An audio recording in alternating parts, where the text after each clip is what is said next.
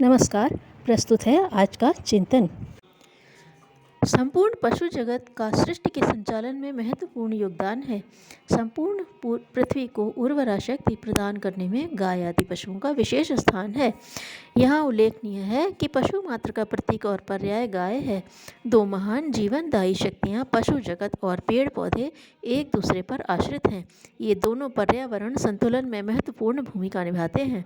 पशु मनुष्य जीवन में प्रारंभ से अंत तक हमारे शुभ अशुभ कार्यों के साथ जुड़े हुए हैं और स्वयं भी जीवन पर्यंत उपयोगी रहते हैं। पशु कभी निरुपयोगी नहीं होते।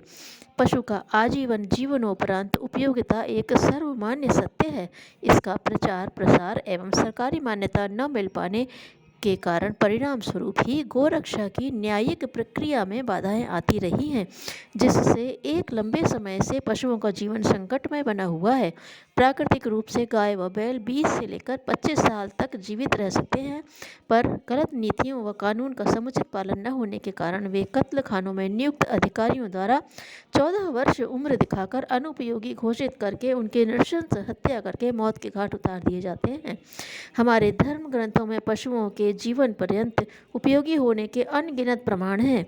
इसी बात को ध्यान में रखकर अनेक पशु रक्षक संस्थाओं द्वारा देश के विभिन्न भागों में गऊ आदि पशुओं के कभी अनुपयोगी न होने की बात सिद्ध करने हेतु अनेकों पंजीकृत लाइसेंस प्राप्त शोध संस्थान खोले गए हैं और उन्होंने इस विषय की सत्यता पुनः प्रमाणित करने में काफ़ी हद तक सफलता प्राप्त की है। ऐसा ही एक अनोखा प्रयोग अमेरिका के कैलिफोर्निया स्थान में हुआ है, जिसकी रिपोर्ट भी निम्नवत प्रकाशित की गई है। एक शक्तिहीन दूध न देने वाला पशु वर्ष में 3,650 रुपये का चारा खाता है। उसके गोबर से बने नडेब खाद का मूल्य कम से कम 20,000 रुपये होता है। अंतर्राष्ट्रीय स्तर पर इसका प्रयोग सफल भी हो चुका है। कैलिफोर्निया में 80-90 हज़ार सूखी अपंग गाय रखी गई हैं, जिनसे प्रतिदिन 800-900 टन गोबर और इतना ही मूत्र प्राप्त होता है, जिससे पावर जनरेटिंग इकाइयाँ खड़ी की गई हैं। इनसे 180 टन गोबर की राख प्रतिदिन मिलती है, जो उर्वरक के काम आती है। इस प्रोजेक्ट पर $45 मिलियन खर्च हुआ है। $2 मिलियन पर $10 मिलियन का लाभ प्राप्त हो रहा है और पेट्रोल डीजल की खपत कम होने से विदेशी मुद्रा की बचत हो रही है। आखिर पशुओं की रक्षा क्यों आवश्यक समझी गई?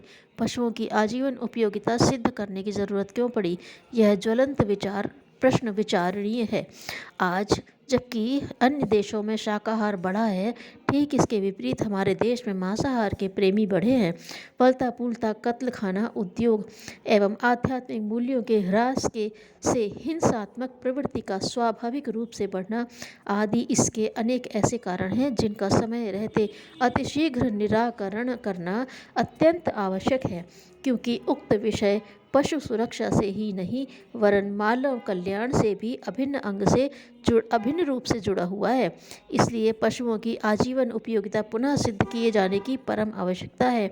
गोमूत्र से औषधियाँ बनाने वाली अनेक फार्मेसी गोमूत्र 5 रुपये प्रति किलो खरीद रही हैं।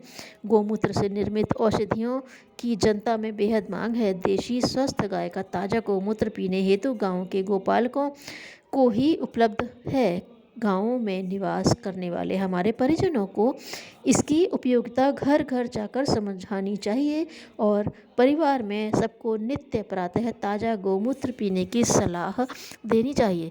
गाँवों में चिकित्सा की सुविधाएं सुलभ नहीं है। स्वस्थ रहने के लिए गोमूत्र का सेवन निरापद है।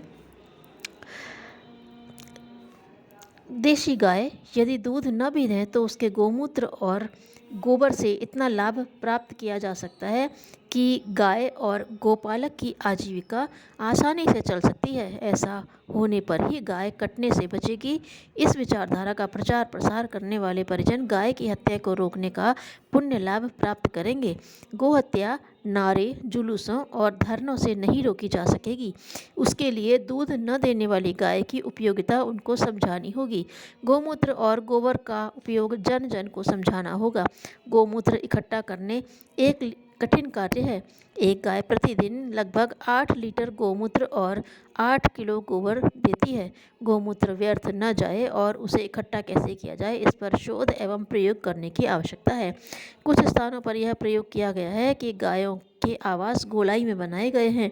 बाहर की परिधि पर चारा डालने के पात्र सीमेंट के बनाए जाते हैं। गाय गोल गौशाला में बाहर की ओर मुंह करके बांधी जाती हैं। न फिसलने वाले सीमेंट के फर्श बनाए जाते हैं। सभी गायों की पूंछ बीच के केंद्र की ओर रहती है। गौशाला के मध्य में एक सीमेंट की टंकी बनी रहती है। उसमें गोमूत्र इकट्ठा होता रहता है, जिससे निकालकर औषधि निर्माण हेतु प्रयुक्त किया जा सकता है। यदि गोबर मिश्रित गोमूत्र भी हो तो उसे छान कर प्रयोग करने में कोई हानि नहीं है। गोबर का रस भी महौषधि पंचगव्य का एक घटक है। इस गोमूत्र से आसवन यंत्र द्वारा गोमूत्र अर्क तैयार किया जा सकता है। गोमूत्र अर्क गोमूत्र की भांति ही उपयोगी है और गोमूत्र की अपेक्षा सौम्य भी है। आसवन के उपरांत बचे ठोस पदार्थों की गोलियां चने के बराबर की बना ली जाती हैं, जिन्हें गोमूत्रवटी कहते हैं। ये गोलियां भी बहुत उपयोगी हैं। गाय को माता का स्थान इसी की विशेषताओं के आधार पर ही दिया गया है। इसके शरीर को सहलाना, भोजनालय की पहली रोटी अपने हाथ से खिलाना, गौशाला की गायों के लिए चारा आदि डलवाना, गोदुग्ध का सेवन करना, गोमूत्र पान करना, गोबर और गोमूत्र से बने उत्पादों का प्रयोग दैनिक जीवन में करना, अपने घर में गाय पालना, गौशाला की कम से कम एक गाय के पालन में आने वाले खर्च को स्वयं वहन करना आदि आज के युग धर्म हैं। सभी धार्मिक प्रवृत्ति के व्यक्तियों को व्यर्थ के धार्मिक आडंबरों में धन का अपव्यय करने के बजाय इन कार्यों में अपने श्रम एवं धन का एक अंश लगाना चाहिए। धन्यवाद।